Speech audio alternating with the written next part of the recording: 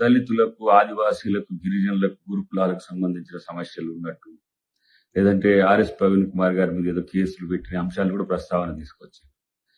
ఈరోజు integrated schools లో కులాలకు అతీతంగా 1000 మంది చదివే ఒక ప్రయత్నం కాంగ్రెస్ ప్రభుత్వం చేస్తుంది. అది రేవంత్ రెడ్డి గారి యొక్క ఆలోచన. గతంలో మీ నాన్న అనుండే ఏంది కేజీ టు పీజీ ఉచిత విద్య, అలాంటి గురుకులాల్లో ఏ కులం అనేది పెట్టకుండా ఎస్సీ గురుకులాలు, ఎస్టీ గురుకులాలు, బీసీ గురుకులాలు అని పెట్టకుండా అందరూ ఒక దగ్గరనే చదవాలని చెప్పి చాలా ప్రగల్భాలు మీరు వెనకటికి పలికిండ్రు. అదే ఇంటిగ్రేటెడ్ స్కూల్స్ లో ఇంటర్నేషనల్ స్టాండర్డ్స్ తో ఏర్పాటు చేస్తున్న స్కూల్స్ లో అదే చేయబోతున్నాం.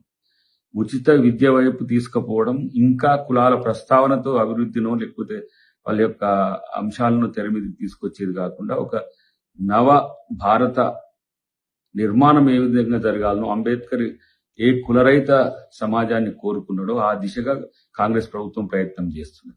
కాబట్టి మీరేదో రాజకీయ విమర్శల కొరకు, లేకపోతే స్టైపాండ్స్ కొరకు, స్కాలర్షిప్స్ కొరకు మీరు మాట్లాడినట్టు, లేకపోతే ఇతరత్ర మీరేదో ఆ వర్గాల కొరకు పోరాడినట్టు ఇదంతా నటిస్తుంటే మీకు కనబడతలేవా అనేది ఆలోచించుకోవాల్సిన అవసరం ఉంది.